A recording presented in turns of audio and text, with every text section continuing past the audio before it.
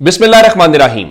लाखों करोड़ों दुरूदो सलाम मोहम्मद मुस्तफ़ा सल्लल्लाहु अलैहि वसल्लम और आले मोहम्मद पर। मैं हूं उमर दराज गोंदल।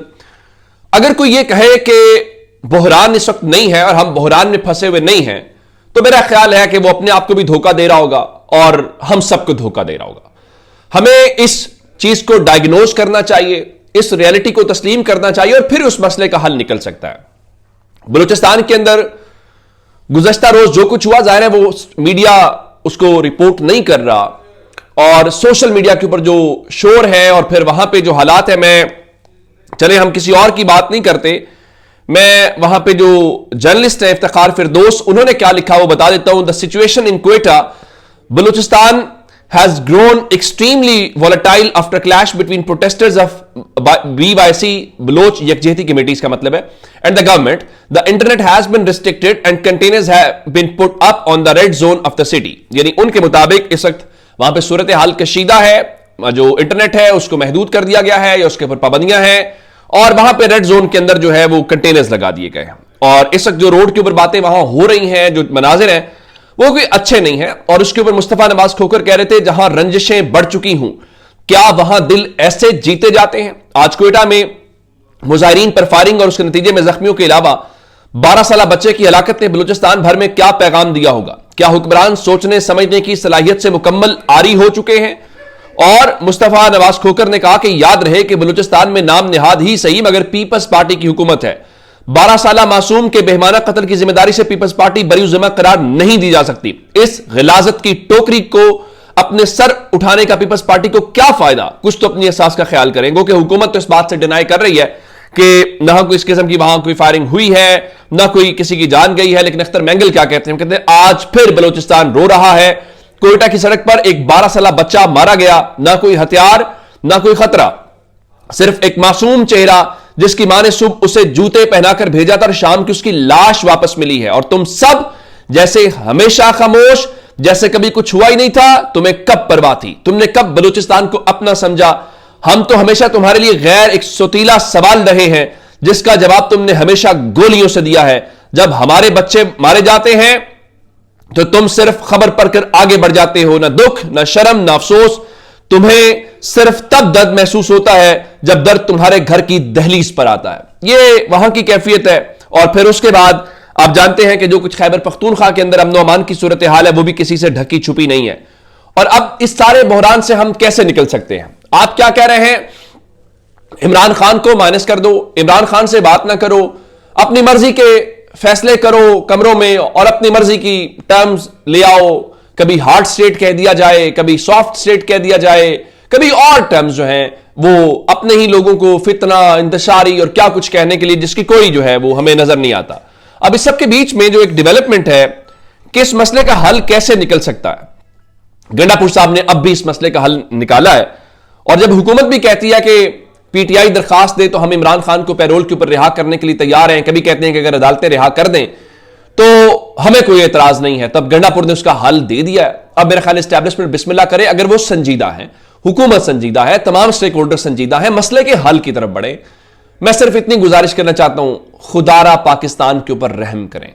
पाकिस्तान इस सुलूक का मुस्तहिक नहीं है, पाकिस्तान इससे बेहतर डिजर्व करता है और हमें इससे बेहतर पाकिस्तान को देना है।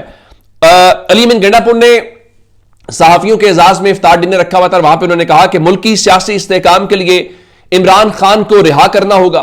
इमरान खान की रिहाई से ही मुल्की सियासी इस्तेहकाम आएगा। पीटीआई हुकूमत खत्म होने से पहले हालात नॉर्मल थे, अब दहशतगर्दी बदअमनी बढ़ चुकी है। और उन्होंने फिर अफगानिस्तान के हवाले से भी बात की है और उन्होंने कहा जी इस वक्त जो बलूचिस्तान से मुज़ाकरात किए बगैर खित्ते में पायदार अमन का कयाम मुमकिन नहीं है और दहशतगर्दी के खिलाफ जो जंग है वो अवाम की हिमायत के बगैर जीतना नामुमकिन है। हम ऑपरेशन की हिमायत इसलिए नहीं कर सकते क्योंकि ऑपरेशन का कोई फायदा नहीं है। और उन्होंने कहा जब तक इमरान खान जेल में है मुल्क में सियासी इस्तेहकाम भी मुमकिन नहीं है। मुल्क में अमन अमान की खराब सूरत हाल की असल वजह गलत पॉलिसियां हैं। और उन्होंने एक और भी बात की कि मुल्क को बहरानों से निकालने के लिए नेशनल डायलॉग की जरूरत है। कोई भी डायलॉग इमरान खान के बगैर कामयाब नहीं हो सकता। उसके अलावा उन्होंने फैसल वावडा के मुतालिक भी बात की और कहा कि फैसल वावडा घटिया इंसान है, मुझे अगर पता होता कि कौमी सलामती कमेटी में वो भी शरीक हो रहा है तो मैं कभी शरीक ना होता, और एक कॉमेडियन भी उन्होंने करार दिया। लेकिन सवाल यह है कि फैसल वावड़ा किस पार्टी से हैं कि उनको कौमी सलामती कमेटी इजलास में बुलाया जाना बहुत जरूरी समझा गया। और इसमें एक बात जरूर है, जो वहां पे तमाम रिपोर्टर्स थे उन्होंने इस हवाले से ट्वीट्स भी किए, बातें भी की, कि उन्होंने खुल के गंडापुर से सवाल किए और गंडापुर साहब ने बड़े खुल के जवाब दिए। मैं आपको बताना चाहता हूं कि मैं पंजाब के अंदर, लाहौर के अंदर मुस्लिम लीग नून को कवर करता हूं, सीएम को कवर करता हूं।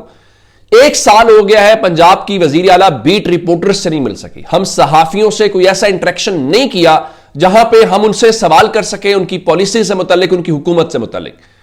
अगर गंडापुर ये कर सकते हैं तो मरियम नवाज कब हिम्मत करेंगी और वो सहाफियों को फेस करेंगी और जेन्युइन सहाफियों को फेस करेंगी, ताकि जेन्युइनली सवाल हूं और वो सवाल हूं जो लोगों के जहनों के अंदर हैं और हम उनकी नुमाइंदगी करते हुए सवाल पूछे। मुझे इस चीज का इंतजार है। अब इस सबके बीच में एक और बड़ी डेवलपमेंट है और वो डेवलपमेंट मौलाना साहब और तहरीक इंसाफ के हवाले से और बेंगल साहब के हवाले से है। और अगर यह ऐलान हो गया, जब ग्रैंड डायलॉग की बात हो रही है, तो फिर क्या होगा? अभी जो कौमी सलामती इजलास हुआ उसमें मौलाना साहब ने शिकवा यह किया कि पहले हमें बताया गया पीटीआई शिरकत करेगी, फिर हमें सुबह मालूम हुआ कि पीटीआई ने बायकॉट कर दिया, तो हमारे लिए फैसला बदलना मुश्किल हो गया था। उनका हम यह कर सकते हैं कि अगर किसी आइंदा सरकारी इवेंट पे पीटीआई को ना बुलाया गया तो हम भी सोच सकते हैं कि हम ना जाएं।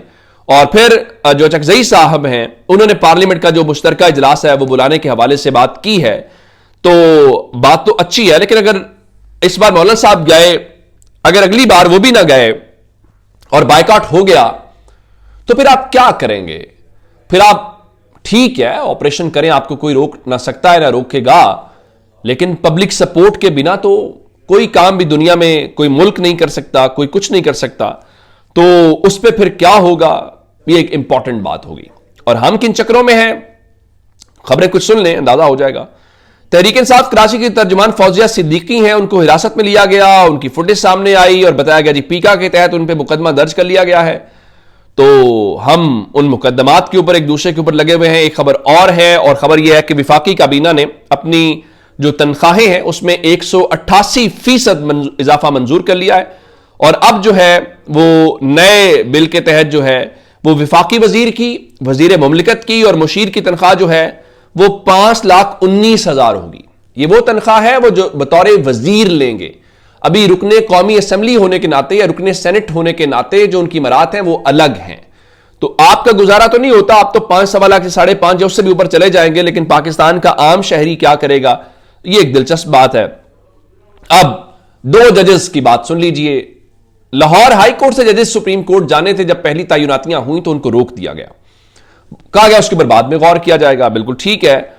तो अब इत्तलात यह है कि जनाब याया अफरीदी ने 8 अप्रैल को जुडिशल कमीशन का इजलास बुला लिया है और इससे पहले बहुत सारे मसाइल उनके सामने पेंडिंग है। इस्लामाबाद हाई कोर्ट की सीनियरिटी का मसला अभी तक हल नहीं हो सका।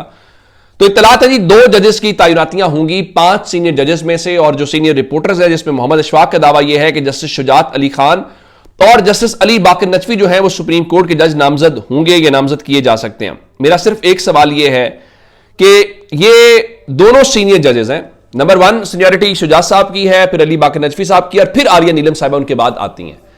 तो आपने उनको chief justice Lahore high court नहीं बनने दिया था, कहा गया कि उनकी रिपोर्ट्स ठीक नहीं है, उनकी रिप्यूट ठीक नहीं है। तो जो हाई कोर्ट के चीफ जस्टिस के लिए क्वालिफाई नहीं करते वो सुप्रीम कोर्ट का जज बनने के लिए क्वालिफाई कैसे करेंगे? यह सवाल है जिस सवाल का जवाब सबको मालूम है कि क्या या क्या नहीं, लेकिन बात करेंगे तो फिर वही कुछ होगा जो अहमद नौरानी के भाइयों के साथ या उनके साथ हो रहा है, या फरहान मलिक के आपके साथ जो कुछ कराची में हुआ है। लेकिन उसके बावजूद ये कहेंगे कि जर्नलिज्म क्राइम नहीं है। लोगों तक फैक्ट्स और हकायक इंशाल्लाह पहुंचाते रहेंगे। अपना बहुत सारा ख्याल रखिएगा। खुदा हाफिज।